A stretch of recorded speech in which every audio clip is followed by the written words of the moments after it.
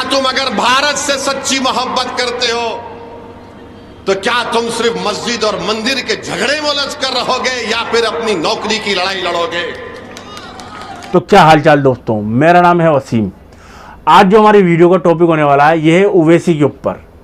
जो मोदी जी ने इलेक्शन से पहले भाषण दिए थे, जो भाषणों में उन्होंने कहा था कि घुसपैठिए, मंगलसूत्र, उस बात के ऊपर ओवैसी जी ने उनको जवाब दिया था। तो आज हम वही वीडियो देखेंगे। पहले हम ये पूरा वीडियो देखते हैं, फिर उसके बाद आगे बात करेंगे। चलिए हम शुरू करते हैं। मोदी जी, घुसपैठी हम नहीं है। अरे घुसपैठी अगर हम होते तो अंग्रेजों को भगाने वाले कौन होते? आज मस्जिद और मंदिर के नाम पर लोगों को जज्बात में लाकर नरेंद्र मोदी अपनी नाकामियों को छुपाना चाहते हैं। ना नेहरू ने एहसान किया, ना राजीव गांधी ने एहसान किया, ना नरेंद्र मोदी, ना इंदिरा गांधी ने एहसान किया, बल्कि देश ने इन पर एहसान करके इनको प्रधानमंत्री बनाया।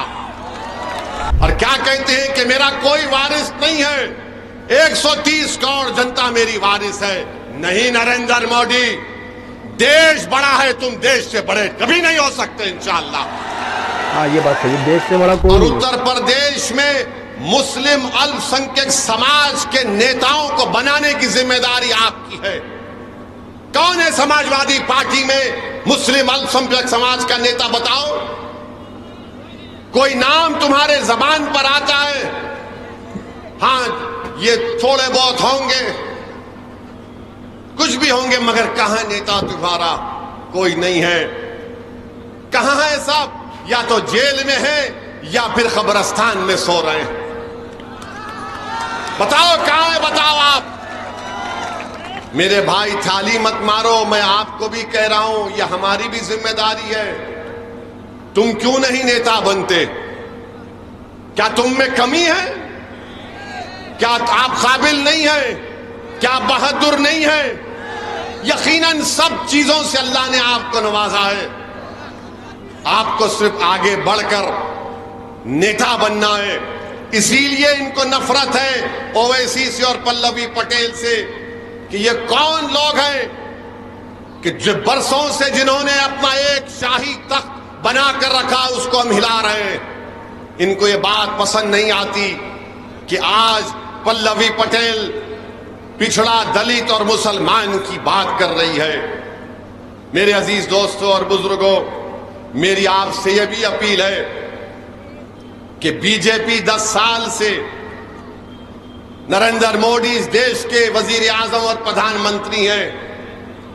2014 में मोदी ने कहा था अच्छे दिन आएंगे। मोदी ने कहा था 15 लाख हर एक के अकाउंट में आएंगे। मोदी ने कहा था कि 2 करोड़ नौकरियां दूंगा। फिर 2019 आया तो मोदी ने कहा कि हमने सर्जिकल स्ट्राइक किया। मोदी ने बड़े बड़े वादे किए। बताइए, आज मैं उन लोगों से पूछना चाह रहा हूं, क्या तुम अगर भारत से सच्ची मोहब्बत करते हो तो क्या तुम सिर्फ मस्जिद और मंदिर के झगड़े में उलझ कर रहोगे या फिर अपनी नौकरी की लड़ाई लड़ोगे? तुम क्या सिर्फ मस्जिद और मस्जिद की लड़ाई में उलझते रहोगे और तुम्हारे घर में चिराग नहीं जलेगा?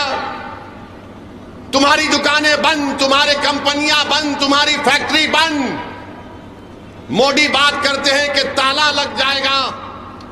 क्या नरेंद्र मोदी ने 500,000 की नोट गायब करके कई फैक्ट्रियों को बंद नहीं किया?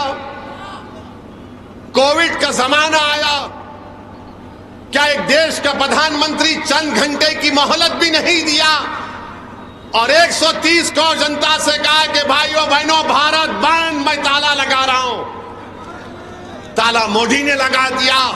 जो उत्तर प्रदेश के गरीब बच्चे, नौजवान मुंबई में थे, हैदराबाद में थे, दिल्ली में थे, भुवनेश्वर में थे, बेंगलुरु में थे, वो तड़प गए आने के लिए अपने अपने घरों को वापस।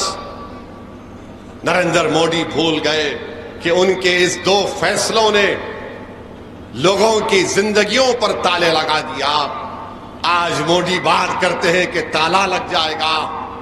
मोदी बात करते हैं कि बुलडोजर की मिसाल देते हैं। 130 करोड़ जनता का प्रधानमंत्री बुलडोजर की मिसाल देता है। आज बीजेपी कहती है कि हम पीओके वापस लेंगे। मोदी जी 10 साल से क्या आप सिर्फ चाय पी रहे थे? 10 साल से क्या आप सिर्फ चाय पी रहे थे? लो पीओके को, हम भी कह रहे लो पीओके को। भारत का टूट हिस्सा है, कौन रोका आपको? मगर आज अमित शाह और मोदी बोलते हैं हम पीओके लेना चाहेंगे। 10 साल से आप क्या कर रहे थे? सच्चाई ये है कि हमारी 2000 स्क्वायर किलोमीटर के ऊपर चीन बैठा हुआ है। लद्दाख में डेप्सांग डेमचाक एक मुकाम है जहां पर चीन की फौज बैठी हुई है, और मोदी डेप्सांग डेमचाक का नाम नहीं लेना चाहते। पीओके की बात तो करते हैं, बहुत अच्छा है, मगर ये भी तो बोलो मोदी के चीन को उखाड़ कर फेंक देंगे, हम भारत की जमीन को बचाएंगे। मगर मोदी चीन का नाम नहीं लेते, कुछ नाम नहीं लेते। अब चुनाव आया तो बोल रहे पीओके ले लेंगे। अरे 10 साल में ले लेते आप। और फिर मोदी कह रहे अपने भाषण में उन्होंने कहा कि मुस्लिम खवातीन ज्यादा बच्चे पैदा करती हैं। घुसपैठी कौन है? मोदी ने कहा ओवैसी घुसपैठी है। मोदी ने कहा कि हिंदू बहनों के गले से मंगलसूत्र उतार कर दे दिया जाएगा। मोदी जी, हम गरीब जरूर हैं, मगर हम इतने गिरे हुए नहीं हैं कि किसी हमारे हिंदू बहन के गले से मंगलसूत्र को उतार कर अगर कोई जालिम हमको देता है तो उसको कबूल कर ले। बिल्कुल नहीं, बिल्कुल सही बात है। हम उस मंगलसूत्र की हिफाजत करेंगे। और मोदी जी, जब आप बात मंगलसूत्र की कर रहे हैं तो जबान मत खुलाओ, बात बहुत दूर तक जाएगी। हमारी बहनें, हमारी बेटियां कम बच्चे पैदा कर रही हैं, ये भारत सरकार का डेटा कहता है। मोदी जी, घुसपैठी हम नहीं है। अरे घुसपैठी अगर हम होते तो अंग्रेजों को भगाने वाले कौन होते? हजरत महल क्या घुसपैठी थी नरेंद्र मोदी? मेरे अजीज दोस्तों और बुजुर्गों, आज मस्जिद और मंदिर के नाम पर लोगों को जज्बात में लाकर नरेंद्र मोदी अपनी नाकामियों को छुपाना चाहते हैं। और क्या कहते हैं कि मेरा कोई वारिस नहीं है, 130 करोड़ जनता मेरी वारिस है। नहीं नरेंद्र मोदी, देश बड़ा है, तुम देश से बड़े कभी नहीं हो सकते इंशाअल्लाह। नरेंद्र मोदी ये कहकर बता रहे हैं कि मैंने भारत पर बहुत बड़ा एहसान किया। अरे कोई किसी पर एहसान नहीं कर रहा है। ना नेहरू ने एहसान किया, ना राजीव गांधी ने एहसान किया, ना नरेंद्र मोदी, ना इंदिरा गांधी ने एहसान किया, बल्कि देश ने इन पर एहसान करके इनको प्रधानमंत्री बनाया। मोदी कहते हैं कि मेरे वारिस ये लोग नहीं। मोदी जी, कोई वारिस नहीं, आप काम करने आए हैं। ये राजाओं की बात होती कि मेरे मरने के बाद मेरा वारिस ये होता है। ये देश है, जमहूरियत है, लोकतंत्र है। ओवैसी चले जाएगा, मोदी चला जाएगा, मगर भारत रहेगा इंशाअल्लाह ताला।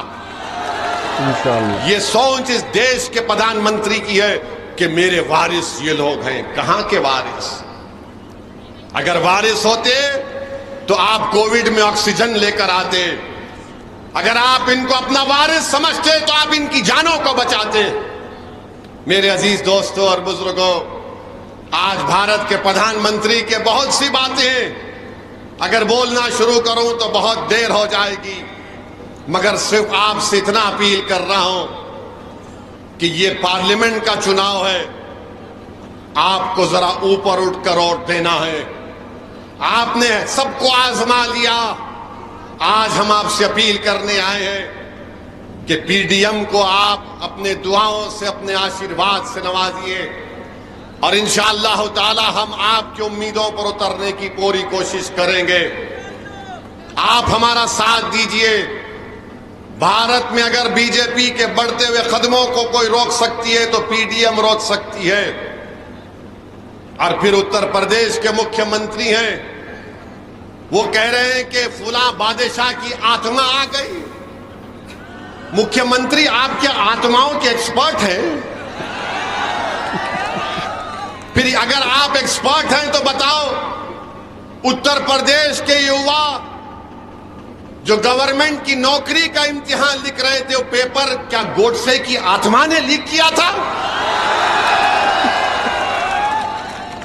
बताओ प्रधानमंत्री, आप वारिस कहते हैं ना, क्या विधानसभा के चुनाव में नरेंद्र मोदी ने उत्तर प्रदेश की जनता से नहीं कहा था कि चुट्टा जानवर को मैं कंट्रोल करूंगा? मेरी बात का यकीन करो मोदी जी, आप तो दिल्ली में आराम से बैठे हैं, चुट्टा जानवर पूरी खेतों को खाकर बर्बाद कर रहा है। तो सुना आपने ओवैसी जी ने मोदी जी को कैसा जवाब दिया। अच्छा, ये मोदी जी से ही नहीं भिड़े, इनका ओवैसी जी का हिसाब किताब ही ऐसा है कुछ। जब भी कोई भाजपा का नेता कुछ गलत बोलता है या कुछ गलत बोलने की कोशिश करता है तो सबसे पहले ओवैसी जी जाते हैं, सबसे पहले यही जवाब देते हैं। और सबसे मेन चीज़ें ओवैसी जी की बात से, इस बात से मैं सहमत हूँ कि देश से बड़ा कोई नहीं है, अपने भारत देश से बढ़ के कोई नहीं है, ना कोई नेता ना कोई और। देश सबसे आगे सबसे बड़ा है और कुछ नहीं। तो चलिए हम इस वीडियो को यहीं करते हैं ख़त्म, लेकिन उससे पहले हमारे चैनल को सब्सक्राइब करें, लाइक करें, ज़्यादा से ज़्यादा शेयर करें और बेल आइकन दबाना ना भूलें। हम मिलेंगे आपसे कल। चलते हैं, अल्लाह।